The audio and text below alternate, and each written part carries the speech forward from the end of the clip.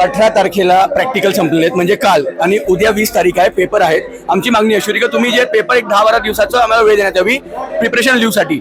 Revaluation जी मुलं नापास झालेली त्यांनी पेपर परत मागवलेला की तुम्ही आमची कॉपी आम्हाला द्या. त्यांना खात्री होती की आम्ही पास झालेलो आहोत. आपण बघितलं तर अर्धा पेपर चेक केलेला आहे आणि अर्धा पेपर जे आहे तो चेकच केलेला नाहीये. कालच हायकोर्टाने डिसिजन आलंय, त्याच्यामुळे आम्हाला एक्झाम फॉर्म भरता येत नाहीये. प्रिपरेशन लिव्ह आहे ती वाढवायला पाहिजे आणि एक्झाम फॉर्म भरता यायला पाहिजे. माझा पेपर मी वैयक्तिक चेक केला तर त्याच्यामध्ये मला पहिले 16 मार्क दिले, रिव्हॅल्युएशन टाकल्यानंतर 22 मार्क झाले.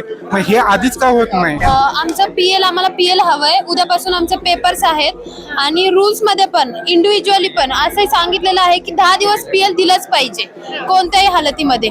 पण काल ओरल प्रॅक्टिकल संपलेत आणि उद्यापासून लगेच पेपर आहेत. मग आम्ही अभ्यास कधी करायचा?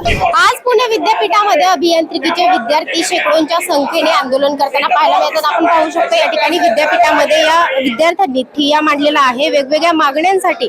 हे विद्यार्थी या ठिकाणी जमलेले आहेत. खरं तर आताच प्रॅक्टिकल झालं, 18 तारखेला त्यांचं प्रॅक्टिकल झालेलं आहे आणि अवघ्या 2 दिवसांमध्ये त्यांची परीक्षा आहे. मात्र त्यांना परीक्षेला वेळ नाही आणि इतर अनेक मागण्या आहेत त्यांच्या, त्याकरता ते आंदोलन करत आहेत. नेमक्या काय मागण्या आहेत जाणून घेऊयात. काय मागण्या आहेत नेमक्या आंदोलन?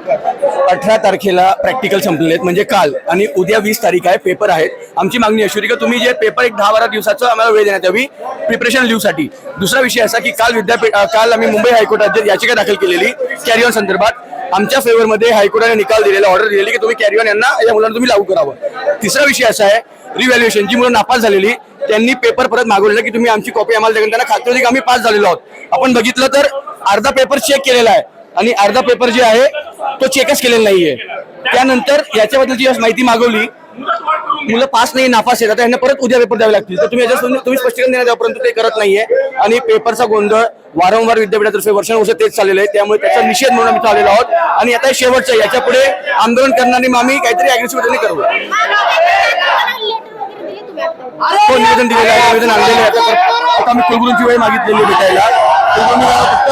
वारंवार वेळ होण्याचं काम या संदर्भात करण्यात येतं. त्यामुळे आम्ही शेवटी काल आम्हाला मुंबई हायकोर्टाने रिलीज दिलेला. विद्यार्थी देखील या ठिकाणी ठिय्या मांडून बसले आहेत. काय मागणी करतात?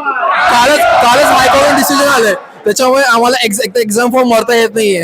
आणि आम्ही मागण्या करतोय की पेपर हे पुढे ढकलायला पाहिजे. प्रिपरेशन लिव्ह आहे ती वाढवायला पाहिजे आणि एक्झाम फॉर्म भरता यायला पाहिजे. आता कालच कोडून कळाले की आम्हाला देता येईल. नाही अजून दिला नाही. मागच्या काही दिवसापासून प्रयत्न करतोय पण देत नाही ते. आम्ही कॅरी ऑन त्याच्यामुळे देता नाही. आम्हाला कालच कोडून मिळालंय.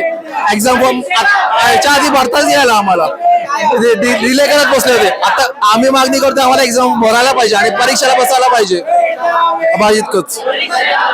रिव्हॅल्युएशन मध्ये आमचे पेपर्स व्यवस्थित चेक केले जात नाहीत. मार्किंग स्कीम जी आहे त्याप्रमाणे मार्क दिले जात नाहीत. आम्ही वारंवार रिव्हॅल्युएशनला टाकून सुद्धा फक्त युनिव्हर्सिटीकडनं पैसे कलेक्ट केले जातात, पण त्याचा व्यवस्थित थोरोली अभ्यास करून आणि जे मार्क विद्यार्थ्यांना पाहिजे ते त्याला अलोकेट केले जात नाही. त्यामुळे बरेच विद्यार्थी फेल होतात. रिचेकिंग मध्ये रिव्हॅल्युएशन म्हणजे रिचेकिंग. त्या माझा पेपर मी वैयक्तिक चेक केला तर त्याच्यामध्ये मला पहिले 16 मार्क दिले, रिव्हॅल्युएशन टाकल्यानंतर 22 मार्क झाले. मग हे आधीच का होत नाही? रिव्हॅल्युएशनचे पैसे कशासाठी आमच्याकडनं कलेक्ट करतात? ही आमची एक प्रामुख्य मागणी आहे की पेपर जे आहेत ते व्यवस्थित चेक केले पाहिजे, त्याची मार्किंग स्कीम व्यवस्थित दिली पाहिजे जेणेकरून विद्यार्थी फेल नाही झाले पाहिजे. हा कसं आहे की सोर्स झालेला आहे युनिव्हर्सिटीकडे की पैसे विद्यार्थ्यांकडून कलेक्शन करायचे. विद्यार्थी हा जेव्हा आटापिटा करून शिकत असतोय, शेतकरी कुटुंबातून असतोय, तर त्याला हे सगळं अफोर्ड करणं खूप मुश्किल होतं आणि पर्यायानं त्याचं 1 वर्ष वाया जातंय. तर असं होऊ नये. आणि मी पुण्यामधूनच आलेलो आहे. पुण्यातलेच आहोत, वेगवेगळे कॉलेजचे मुलं आहोत, सगळे पुण्यातलेच आहेत. तर नक्कीच आपण पाहतो की वेगवेगळ्या मागण्यांसाठी मुलं या ठिकाणी ठिय्या मांडून बसलेले आहेत. मुली देखील आहेत. काय सांगशील, काय मागणी आहे? आमचं पीएल आम्हाला पीएल हवंय. उद्यापासून आमचे पेपर्स आहेत आणि रूल्स मध्ये पण इंडिव्हिज्युअली पण असं सांगितलेलं आहे की 10 दिवस पीएल दिलंच पाहिजे कोणत्याही हालतीमध्ये. पण काल ओरल प्रॅक्टिकल संपलेत आणि उद्यापासून लगेच पेपर आहेत. मग आम्ही अभ्यास कधी करायचा? ओरल प्रॅक्टिकलचा करायचा की आता लगेच पेपरचा अभ्यास करायचा? एका दिवसामध्ये कोणताच इंजिनिअरिंगचा तरी अभ्यास होत नाही 70 मार्क्सचा. त्यातली त्यात हे असे पेपर्स चेक करतात की पास तर मन लवकरच होतो आम्ही एका दिवसामध्ये अभ्यास करून. काय वाटते कोण जबाबदार आहे या सर्व गोष्टींना आणि विद्यार्थ्यांच्या शिक्षणाशी का खेळ केला जातो? ते आता त्यांनाच माहिती, ते मुद्दामून करतायत की कसं त्यांनाच माहिती. मला विद्यार्थ्यांना काय अडचण येत आहे त्यामुळे? पेपर भरता ऑलमोस्ट 751 स्टुडंट्स पेक्षा जास्त मुलांना त्यांनी कोर्टामध्ये जायला सांगितलं, जे कॅरी ऑनचे होते ज्यांना रिलीफ हवा होता. आम्ही रिलीफ घेऊन आलो कोर्टमधून.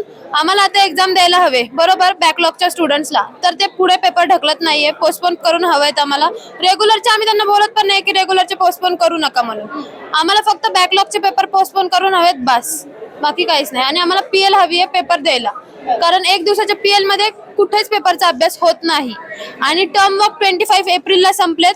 त्याच्यानंतर 1 मे पासून आय गेस आमचे ओरल प्रॅक्टिकल स्टार्ट झालते.